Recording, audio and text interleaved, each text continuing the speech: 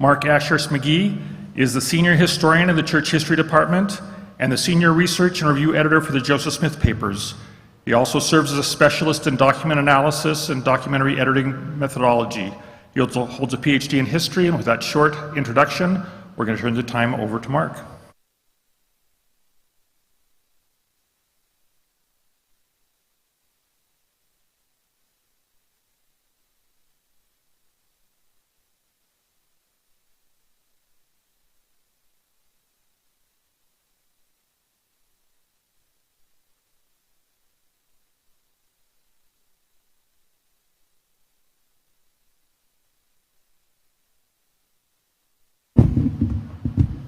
Thank you.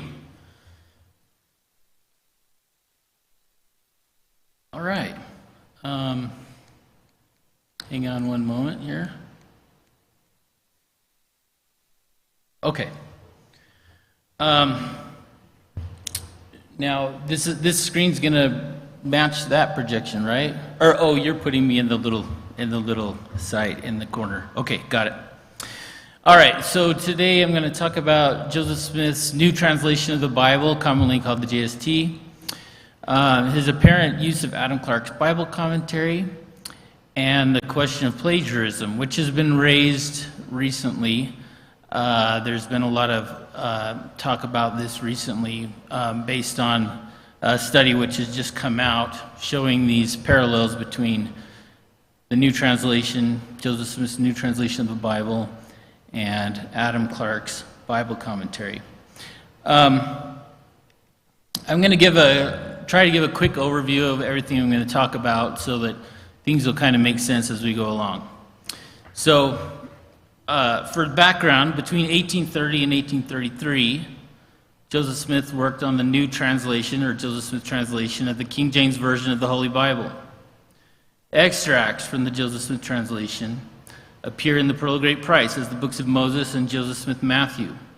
Church historians have long recognized that in addition to these and other expansions to the text of the Bible, there are hundreds of slight alterations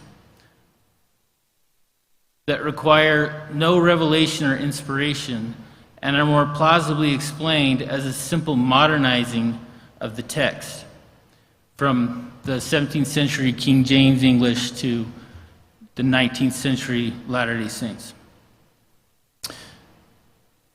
So the Joseph Smith translation is apparently a combination of supernatural translation given by God and natural modernization by Joseph Smith himself. And we'll look at examples of that. Recent research seems to show that Joseph Smith drew upon Methodist theologian Adam Clarke's Bible commentary for several significant revisions in the JST, perhaps accounting for about 5% of the changes. Some detractors say that Joseph Smith is therefore guilty of plagiarism.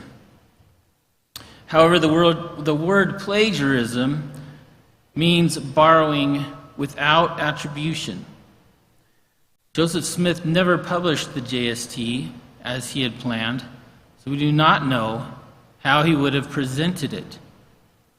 Each of the books of church scripture published in Joseph Smith's lifetime includes introductory material providing some explanation for the book's contents. If the JST had been published, it likely would have included such an introduction, like the other books of church scripture. Such an introduction may well have given some kind of attribution to Clarke or to outside sources generally. Since we don't know whether Joseph Smith would or would not have attributed any outside sources, the detractor's charge of plagiarism, of borrowing without attribution, requires jumping to a conclusion. Okay, that's the overview.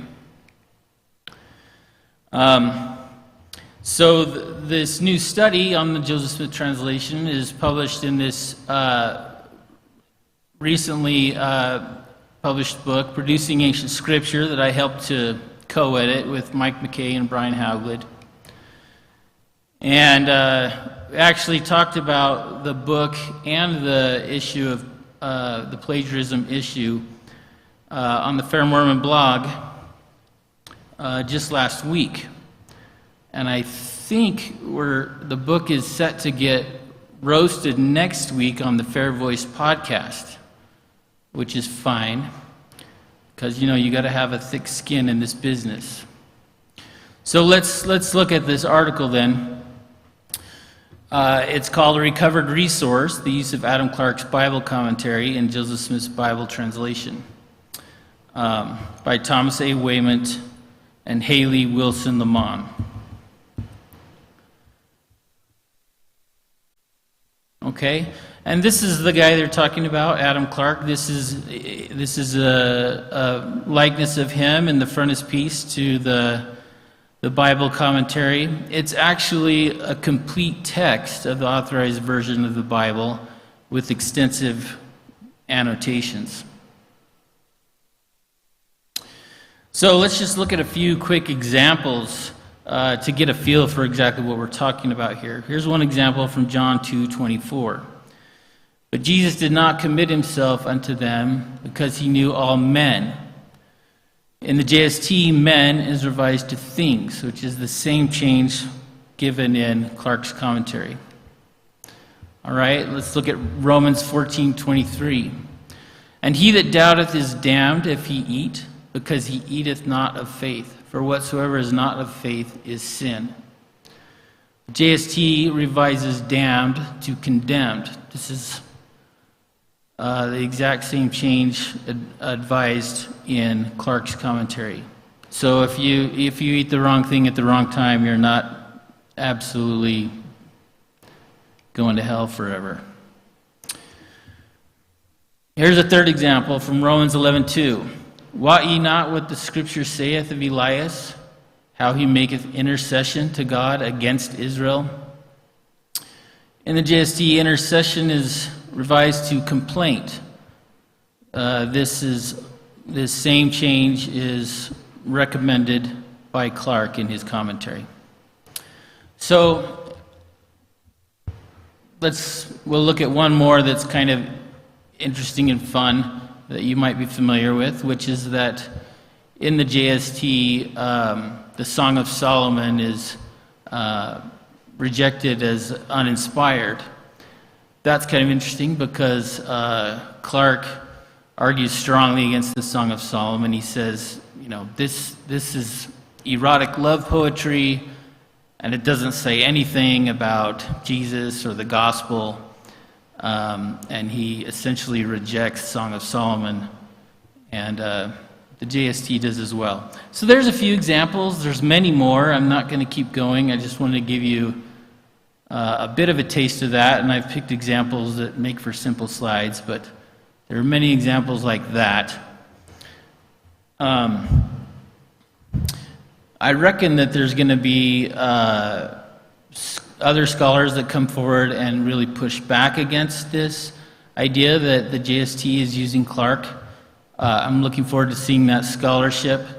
I'm not sure if this is absolutely proven, but there's definitely a pretty persuasive set of parallels, and so it looks like a plausible scenario that we need to look at and deal with.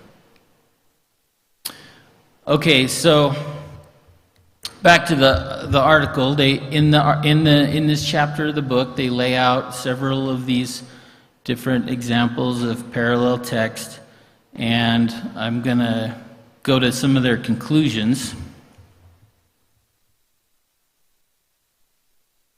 terms of what they make of all this. So here's part of the conclusion. A careful analysis of the revisions made throughout the Bible confirm a genuine difference between the changes to Genesis 1:1 through 24:41 and the remainder of the Bible revision.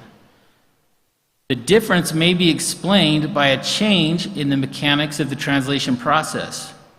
In short, it may have shifted from a more revelatory mode to a more secular mode. I've gone through the whole JST, and that pattern is pretty obvious. Okay. They also point out that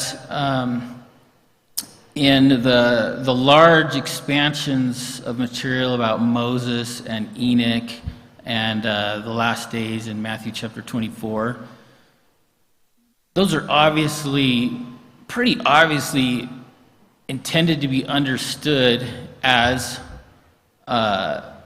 revelatory restorations to the Bible, or revelatory additions to the Bible at least.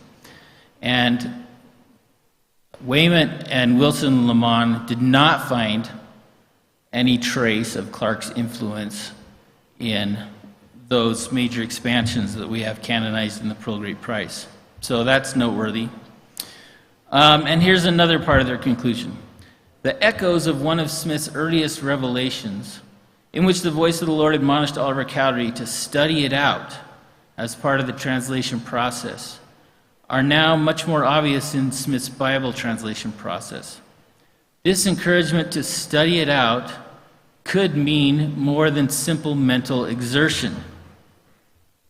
It could be an informed mental engagement with all available resources within and without the mind, and one that eventually relied upon actual study in available published resources.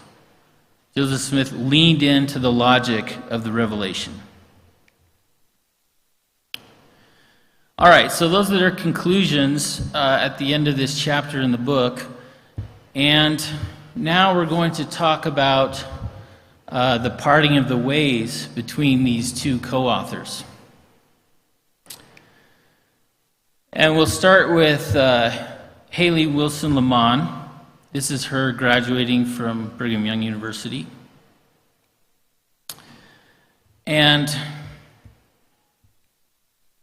I want to talk about, Wilson Lamont has left the church, has been speaking out on anti-Mormon or ex-Mormon or critical post-Mormon websites, podcasts, and she's calling Joseph Smith's use of Adam Clarke's commentary plagiarism.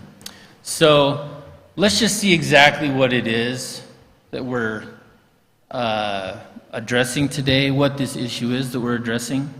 And the fact of the matter is that this plagiarism thesis is not simply coming from Wilson Lamont. This thesis is actually constructed in the dialogue between Wilson Lamont and the podcasters. So I just want to look at that and show you exactly how this is working. So first we'll look at Mormon discussion. This is the podcast run by Bill Reel, and we're going to go through the key moments in the interview where the plagiarism idea is coming from. So I'm sorry, I'm just going to read through these. Reel, I want to ask if you could maybe give us a feel for just how much Joseph is directly borrowing. And for the sake of this conversation, I think it's fair to say plagiarized. Yeah, it is. And I think plagiarism would have been a much different understanding than in today's scholarly way of seeing plagiarism. But let's just use the word plagiarism. Can you give us a feel for just how much plagiarism Joseph is doing with the Joseph Smith translation using Clarke's commentary? He plagiarized Clarke about 30 times in his New Testament translation, and there's about 15 direct parallels in the Old Testament. There's a lot. And to go one step further, Joseph Smith would have plagiarized from Adam Clarke ideas that Clarke had that may not be up to par with the best scholarship today. Yeah. Or even accurate, if we just say like truth and error. Yeah, that's fair. Right. So you can see how the thesis is actually constructed in the dialogue between Wilson Lamont and her interlocutors. Then you have, after the interview, then you have the packaging, okay? So here, for example, is the title of this podcast that I've just given you excerpts from. Episode 299, Haley Lemon, the Joseph Smith translation, revelation, or plagiarism. Okay? And then the little preface to the interview has this. The major discovery here was that Joseph Smith direct borrowed or plagiarized heavily from Adam Clarke's commentary in order to carry out his Bible translation. There is a multiple of tangents we take this conversation. What led to this research? How pervasive this plagiarism was? Okay? So now we're going to look at the other major source of the plagiarism thesis, which is Wilson Lemon's podcast interview on Mormon stories. Okay, again, we'll see how the thesis is constructed. Delin, from this article you talk about various types of plagiarisms or borrowings. I don't think the term plagiarism is used in the article, but I talked to you beforehand, you're okay using that term. Yeah. And I'm okay using that term because we know Joseph Smith plagiarized in the Book of Mormon. Yeah. And elsewhere. So really quickly, what makes this plagiarism? We talked about that before. What about this qualifies it in your mind as plagiarism? So honestly, it's the sheer number of examples, just the sheer amount of, I guess he's not citing it and telling us where, no, he's not, what his source is, right? Yeah, and obviously, 19th century plagiarism ideas are different from our modern sensibilities of plagiarism. Probably to him, he wasn't. I don't know. Who knows what he was thinking? But, yeah, so the sheer number of instances makes it plagiarism. But I also think the implications of some of these changes, like the implications that Joseph Smith was relying on an outside source to do something that he claimed was an inspired act, I think is what ultimately kind of makes it such a big deal, right? Yeah, he's claiming it's from the gift and power of God, and he's not giving the source where it comes from. Yes. Yeah.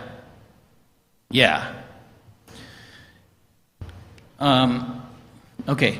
The other word for that is plagiarism, right? Yes. So again, you can see how it's not just Wilson Lemon, it's really the dialogue between the two. And let me just say really quickly, I made as exact transcripts of this as I could, and so that's why it has like the uhs and the ums and the mumbles and burbles and stuff. And I think I probably right now I'm doing that more than they do, so this is not to try to make them look bad. Don't let that be a red herring, okay? All right, so then at the end of the interview, Delin's kind of talking about the conclusions of the chapter, and he says, so you do just basically say, without saying, Joseph Smith engaged in a lot of plagiarism when he created the Joseph Smith translation. Now, I don't think Thomas Wayment would use that word, but that's your conclusion. Yeah. Okay, now those are the main excerpts. Let's go to the packaging. Episode 1338, Haley Wilson Lemon, the BYU undergrad who discovered Joseph Smith's plagiarisms in his Bible translation. And here's the preface. In the summer of 2015, something truly remarkable happened. A BYU undergraduate, along with her professor, discovered yet another example of plagiarism on the part of Joseph Smith, this time in the canonized Joseph Smith translation. Join me and scholar Haley Wilson Lemon today as we discuss this groundbreaking research she conducted at BYU alongside Professor Thomas A. Wayment, as together they discovered literally hundreds of instances where Joseph Smith plagiarized portions of the Joseph Smith translation of the Bible directly from Adam Clarke's Bible commentary. Okay, so that's Haley Wilson Lemon. Now let's talk about the path followed by Thomas A. Wayment. Let's start with his 10 questions interview with Kurt Manwaring in his From the Desk series sponsored by BYU Studies.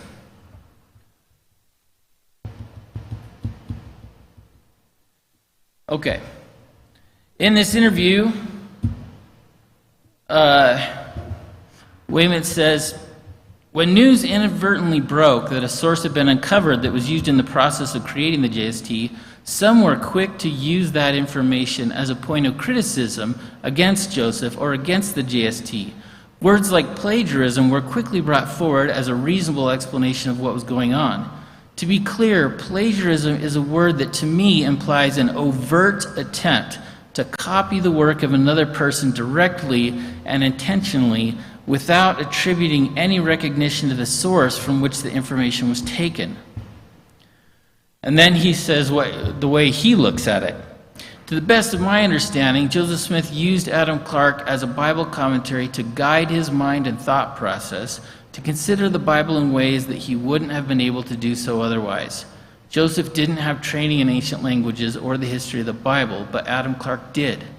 And Joseph appears to have appreciated Clarke's expertise, and in using Clarke as a source, Joseph at times adopted the language of that source as he revised the Bible. Okay. Now let's go to his Gospel Tangents podcast. Wayman says, it's conclusive that Joseph Smith used Adam Clarke, and when I say use, I want to stick by that term. So he's addressing the plagiarism issue here. This isn't him simply saying, okay, here's 3 sentences in Clarke, I'm going to copy it out and call that inspiration. It's not that. He has some words that come from Clarke that now come into a kind of expanded sentence that Joseph has created. Okay, now we'll go to his recent article in the Journal of Mormon History, Joseph Smith, Adam Clarke, and the Making of the Bible Revision. And I need to advance this. Okay, here's the, sorry. All right, there's the Gospel Tangents podcast. There's the recent article. Okay, in the article, he focuses a lot on the labor-intensive process of the JST, with Joseph Smith working with his scribes and how they used, were marking up a Bible with changes and some of the dynamics there.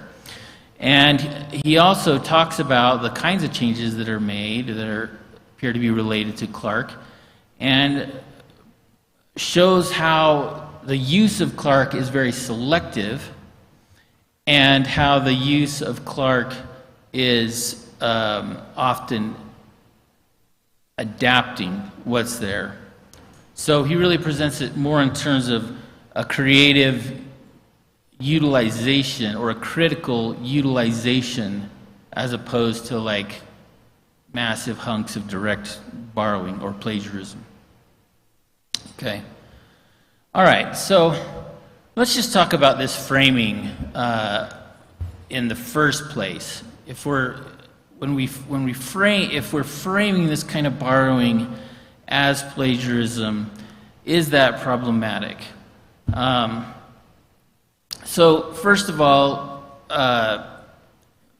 we've already kind of covered some hints that the word plagiarism has connotations that have changed over time, and it was different in the culture of Joseph's time than it is today, where we have such common college education and journalism standards, and things have changed a lot there. But it is a word in Joseph Smith's world.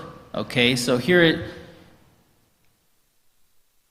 it is in the 1828 edition of Webster's Dictionary.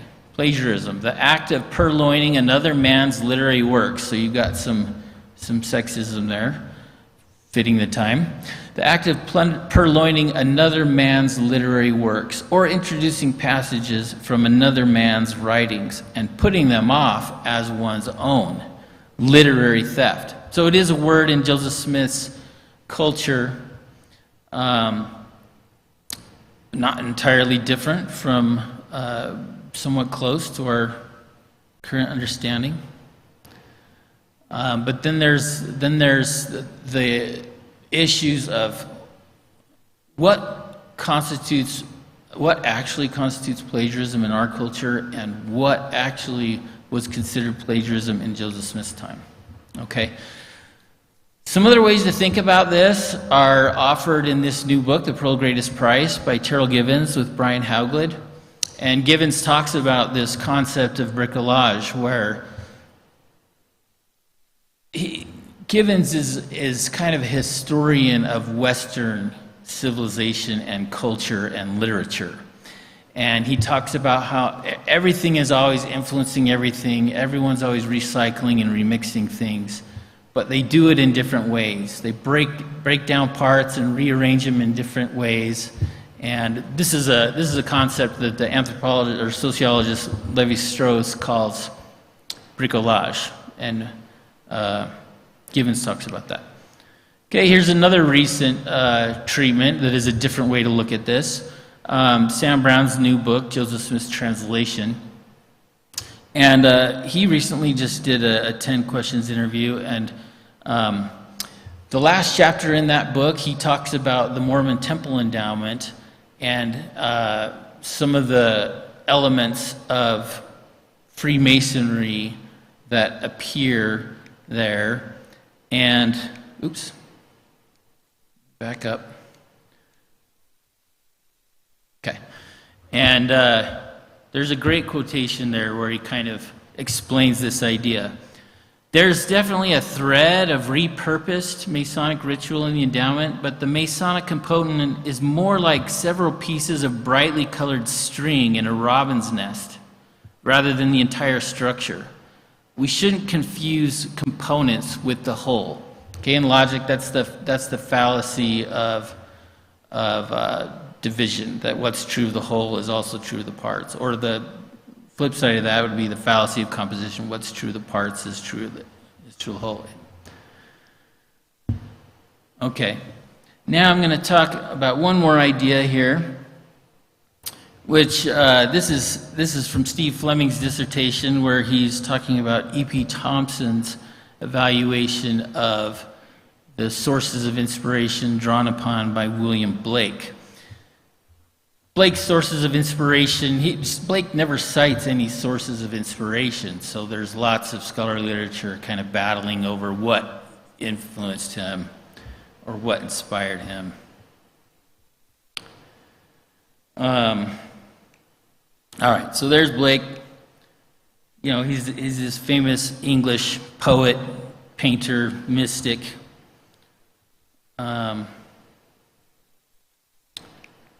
You're probably most familiar with his art from Blake Ostler's Mormon Theology series. So this is E.P. Thompson on William Blake. We have become habituated to reading in an academic way. We learn of influence. We are directed to a book or a reputable intellectual tradition. We set this book beside that book. We compare and cross-refer. But Blake had a different way of reading. He would look into a book with a directness which we might find to be naive or unbearable, challenging each one of its arguments against his own experience and his own system.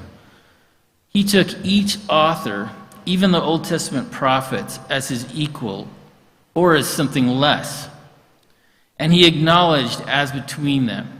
No received judgments as to their worth, no hierarchy of accepted reputability.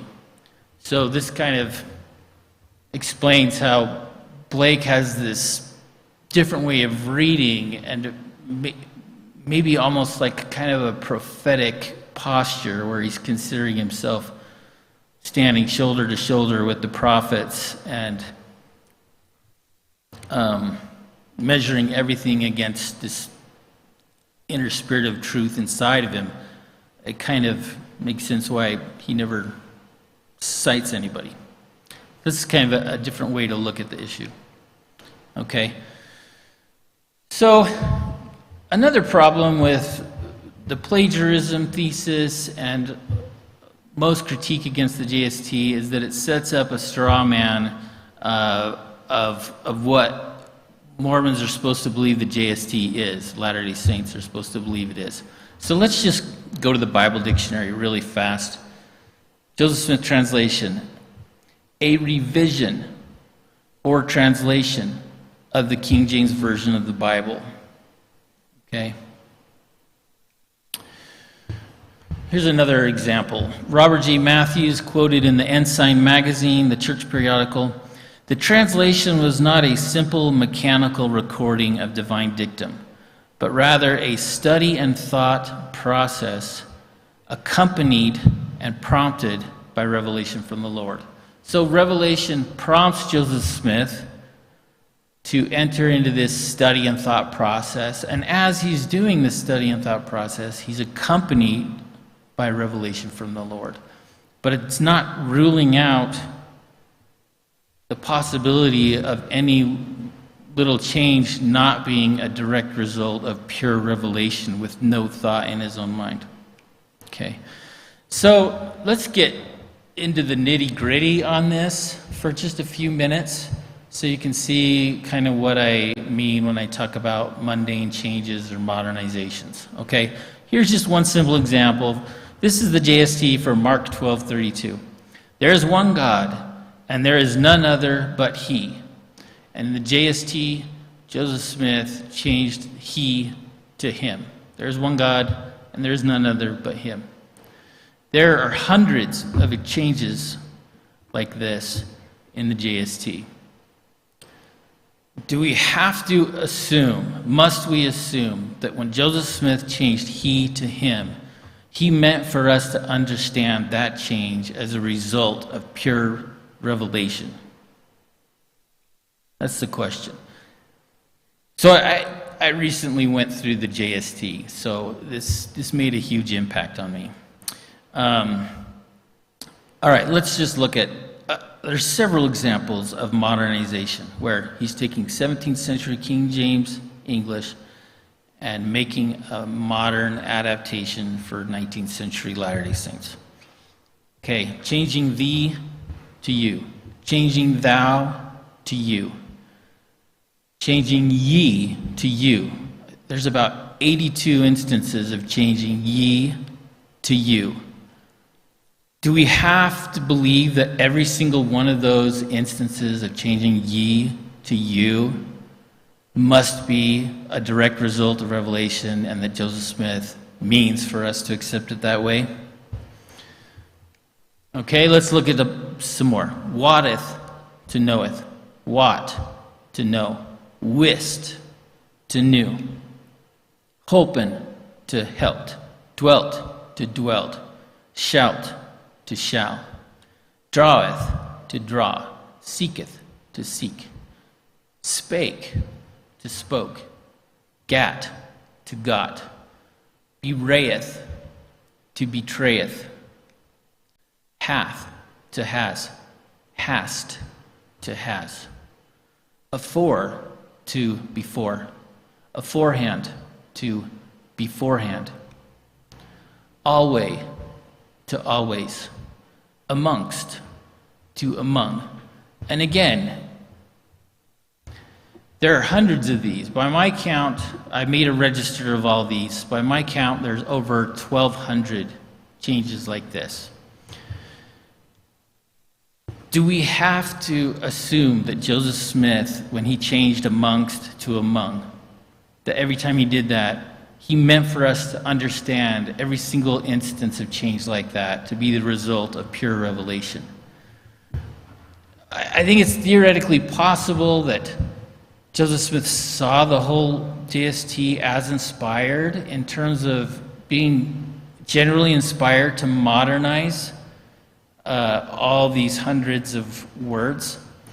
But in terms of each individual change, while that's theoretically possible that every single little change like this is a product of pure revelation, I and others actually think it's as much or more plausible that this is Joseph Smith making some minor changes in the Bible. And if that's the case, let's just break that down, what that means. If that's the case, what that means is that the JST, hang on, I think I've got a slide here, is a combination of both divine revelation from God to Joseph Smith and Joseph Smith's own editorial decisions. Okay? And this is crucial Because if Joseph Smith is himself on his own the source of some of the changes in the Joseph Smith translation, now you have to look at him in his environment, okay? Because Joseph Smith's mind is not hermetically sealed off from his family and friends and his acquaintances, and it's not sealed off from interactions with other people like his scribes. And we know that Joseph Smith discusses the Bible with other people. There are many examples of that. And we have good reason to believe that Joseph Smith is discussing things with his scribes as they're working on the JST. One case in point is Doctrine and Covenants 76. If you read the introduction to section 76, the vision of the 3 degrees of glory in the history of Joseph Smith, he explains that it's not totally explicit, but they're apparently having a conversation about the meaning of John chapter 5, verse 29. So a revelation comes from that, but before the vision comes, they're doing the JST and they're talking about what passages mean. So if Joseph Smith is himself a source for some of the changes in the JST, that means that Joseph Smith, in his interpersonal relationships with his scribes and perhaps others, is working on the JST. And Joseph Smith, and it goes beyond just these interpersonal relations with scribes, right? Because Smith and his scribe are part of a wider religious culture, and they're part of a wider oral culture of church meetings and preaching and expounding from the Bible, and they're part of a wider literary culture of tracts and pamphlets and religious newspapers and books that have biblical exegesis in it or Bible commentaries. And so once you can accept that Joseph Smith himself is a source of the JST, you can see how much sense it makes if it is him making a change, that's him making a change in the culture, in the total environment of his own thoughts, of his conversations with scribes and others, and in the wider culture of sermons and biblical exegesis, which can include printed sources. Did Joseph Smith and his scribes consider themselves forbidden from looking at any Bible commentaries? It just doesn't make sense to try to seal off Joseph Smith from his culture. In fact, it makes a lot of sense for Joseph Smith, as he's working on the JST, to be reading the text, thinking about the text, discussing the text, and maybe even reading other things. Okay, so we talked about cultural context. Now we're going to talk about paratexts. Okay, so for the JST, how does it kind of present itself?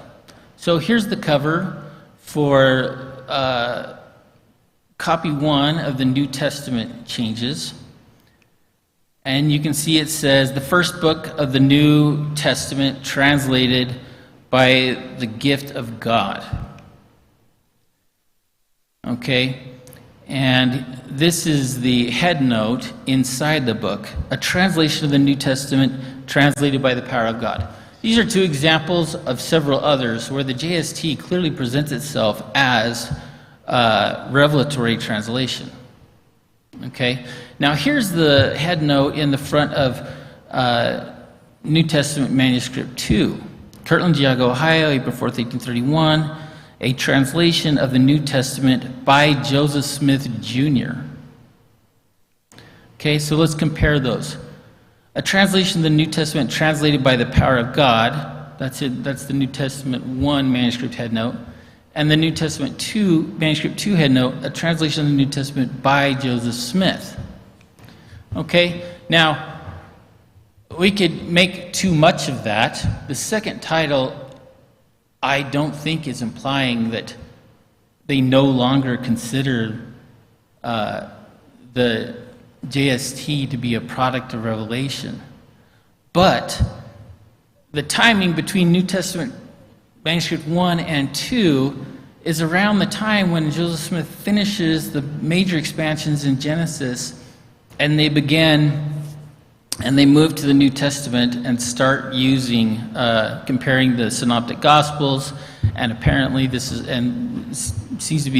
around where they start using Clarke. So it's possible that this revised title does reflect a changed understanding of the project. And again, that you can make too much of that, but this is an interesting change that may reflect the change that does happen in the JST process. Okay. I'm just going to say that working for the Joseph Smith Papers Project, I'm familiar with many books, like the Scriptory book, the Book of the Law of the Lord, where a book starts, it receives a title, and as the project goes along, the nature of the methodology of documentary production changes. Okay? Now, quickly, we're going to run through the context of early church publications, and this is what I really think maybe I can add to this discussion. Everything we've talked about so far, a lot of people are kind of getting at. Wayment is getting at himself, and other commentators. But this is something new that I think is worth looking at, and that is the context of early church publications. We're going to do this really fast. Okay, the Book of Mormon was published in 1830, and it has a title page, which is kind of like a preface, and then it has a preface. Okay, also has in the back matter the testimonies of the witnesses. Then we have the Book of Commandments in 1833. Chapter 1, the first revelation in the Book of Commandments, begins with verse 1, which calls itself a preface and serves as a preface. Then in 1835, we have the Doctrine and Covenants, which has a preface. In 1830, it's dated 35, but probably February of 36, we have the first church hymnal, which has a preface. This is the 1837 Book of Mormon. Again, you have the title page, and you have another preface, a new preface. This is the Appeal to the American People on account of the persecutions. It has a preface. Okay, then you have the third edition of the Book of Mormon, no preface, kind of strange. And then you have the new hymnal. It reprints the old hymnal preface, and then you have the 1844 D&C. Again, no preface. These are all of the church books published in Joseph Smith's lifetime. Okay?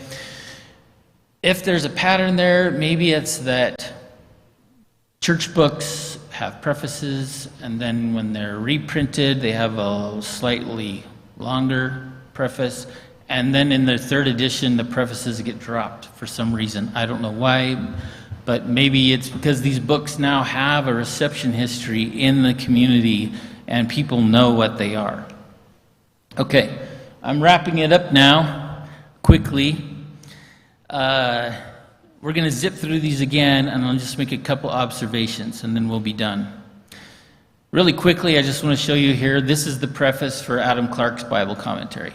And then down in the bottom paragraph, he explains how, in a kind of specific in some respects, but also very general in other respects, how these are some of the sources I've drawn upon. Did I say Clarke? I meant to say it's the Finney Bible. Okay. The sources they used, they checked against. So, the Book of Mormon title page basically tells you that this is scripture coming from God. The preface says it's translated by the gift and power of God. Joseph Smith also says in the preface where he got the plates from. Okay? The testimonies of the witnesses, the three witnesses especially, says that they've been told by an angel and by the voice of God that the translation is by the power of God. So now we know the source of the content in the Book of Mormon. Okay? In the Book of Commandments, chapter 1, verse 1, the preface tells us these are revelations. Now in the Doctrine and Covenants, it's a little different, okay? Because the preface for the 1835 Doctrine and Covenants starts out by saying, we're not going to give you a lengthy preface. None of these prefaces are lengthy. But the first part of the book, part 1, will be found to contain a series of lectures as delivered before a theological class in this place. Whereas part 2 is the selection of Joseph Smith's revelations. Okay? So, looking at the Book of the Mormon and the D&C, if a preface to the JST if the JST was published, it would probably have a preface like these other books. Maybe it would be like the Book of Mormon, where it says, this is Revelation. Okay? But another possibility is it's going to be something like the D&C preface, where it says, some of this is divine revelation, and some of this is theological explication. Okay, now really quickly, we're out of time, but this is the most important one, the most interesting, I think, is the hymnal. And the preface to the hymnal explains that the hymnal has a few songs of Zion, which are songs written by Latter-day Saints for Latter-day Saint worship. And it says, we hope in the next edition of the hymnal we'll have more of these songs of Zion. The rest of the hymns in here are presumably borrowed from other hymnals.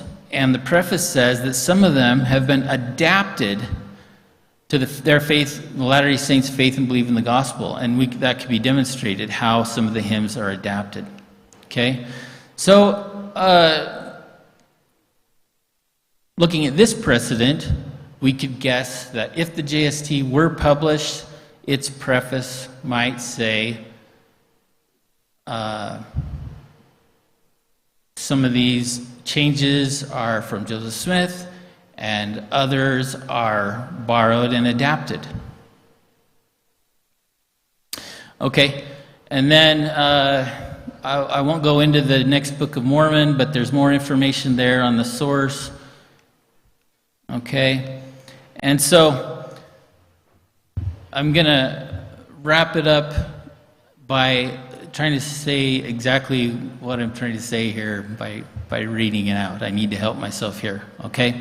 This is my point. The word plagiarism means borrowing without attribution. Joseph Smith never published the JST as he had hoped and planned, so we do not know how he would have presented it. If the JST had been published, it likely would have included a preface of some sort, like other books of church scripture. Such an introduction may well have given some kind of attribution to Clarke or to outside sources generally, like the hymnal does. However, we simply do not know whether Joseph Smith would or would not have given attribution to any outside sources. Therefore, the charge of plagiarism, or borrowing without attribution, rests upon an assumption that Joseph Smith would have presented the new translation without any form of attribution to outside sources. Making or accepting the charge of plagiarism with its inbuilt assumption thus requires jumping to the conclusion. Thank you.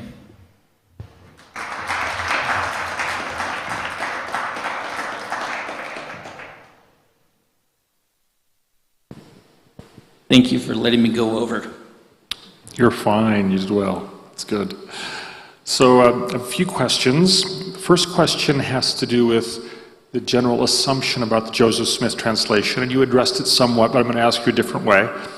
I'm looking at a copy of the letter to a CES director, and he talks about the Book of Mormon includes mistranslated biblical passages that were later changed in Joseph Smith's translation of the Bible. These Book of Mormon verses should match the inspired Joseph Smith translation instead of the incorrect King James Version, which Joseph Smith later fixed. And he gives some examples. Now there's One problem in the letter is the examples that he gives, he's matching the wrong verses. In other words, he says, look, they don't match. That's because it's actually the wrong verses he's matching. But what do you think about his underlying premise that the Joseph Smith's translation of the Bible is the inspired version, should therefore, at least it seems to me he implies, should be the perfect translation of what should be in the Book of Mormon and such? Right. So, my point of view there would be, the Book of Mormon does not present itself as perfect. It does present itself as a scribal tradition that has been kept more pure than what the Bible's gone through. But at the same time, it's absolutely explicit that it contains mistakes of men. And then, and that's what's on the golden plates. And after the long, massively complex transmission history of Nephite records, okay, then you have the translation issues with Joseph Smith, okay? And I've talked about what I think is a different but related set of translation issues with the JST. And so I just don't really see a problem there, and I do think that thinking that way is problematic. Now, growing up in the church, going to Sunday school and seminary, it's easy to inherit a simple view like that. But I would emphasize that church historians and scripture scholars have been showing the more complex reality for decades, to the point where this is filtered into the Ensign magazine, as I showed, and the Bible dictionary, which is printed in our scriptures. So I feel like here today I'm just trying to add to that and help us have a more developed understanding of the JST. Thank you. So next question is, since we know the JST was a collaborative effort with the participation of Sidney Rigdon and others, how much can we confidently ascribe the use of Clarke specifically to Joseph himself, as opposed to other participants in the project? In other words, could the use of Clarke have come through Rigdon or another participant? Or is this distinction between the participants too atomizing and not warranted? So this is a hypothesis that's been forwarded in the original chapter by Wayman and Wilson Lamont, and I think there is reason to look into that, but I haven't found anything more than they did, which is hardly anything. Thank you. Today, in modern biblical translations, the translator will make all kinds of word choices that are informed by mountains of biblical scholarship. But usually they do not provide footnotes or bibliography or otherwise explicitly cite their sources, and this is not considered plagiarism. Granted, Joseph Smith's translation was not necessarily like that of modern translators trained in biblical languages. Might Joseph Smith's use of Adam Clarke be similar? Clarke's work informed some of his word choices the way scholarship often informs modern translators' word choices. I think that is a very good point. I think there's a lot to that. It's not an uncomplicated issue. As kind of a counterpoint, I'll just bring up Adam Clarke's own commentary, where he does quite a bit of work without attribution, some of which he does accomplish in a general manner in his preface. And then he also does have lots of footnotes with what even today we would consider adequate scholarly documentation. That guy is amazing, but I don't think he's the standard to measure Joseph Smith against. I appreciate this question because it gives me a chance to say, trying to frame this stuff as plagiarism, in addition to the fact that we don't know how Joseph Smith would have presented it, it's just a very ungenerous, hypercritical way of framing the whole issue that's kind of driven by the hermeneutics of suspicion in anti-Mormon or ex-Mormon dialogue. And, you can see where they're coming from on that, right? And how they try to make that argument, but it's actually, it's highly problematic and questionable and very ungenerous way to approach what's going on. Yeah, hypercritical. I'm shocked. No, I shouldn't say that. This is, yeah. So let me read the next question. Haley Wilson Lemon and Tom Wayment acknowledge that Adam Clarke does not account for the larger portions of the JST, such as the Book of Moses. How would you categorize this large expansion of Scripture? Restoration of a lost text? Revelation of a new text? Pseudegraphia? Or something else entirely? Okay, tough question, fair question. It's clear from other paratexts that I didn't have time to cover that material is presenting itself as revelation or revelatory translation. And that's how I look at it myself personally. And I believe that it's based on actual history. Not quite sure what I think about whether this stuff was written down in that way at that time, and I'm not sure that. I think some of the text is kind of presenting itself that way, and others maybe not. Okay, my answer is I don't know enough about that. That's good. But I guess what you're saying in all of this comment is you're not saying the Joseph Smith translation is a restoration of the Bible back to its original form, correct? Well, not necessarily. I don't know enough to say that. Okay. There certainly could be some of that. There are passages that seem to make the most sense in that way, but there are others that are not like that. So I think it is a combination of various things. Interesting. That's really interesting. So your final question is, good luck with this one. It says, do you have an example of a broader Christian hymn that was adapted to the restored gospel? The one that pops right into my mind is an old camp meeting song.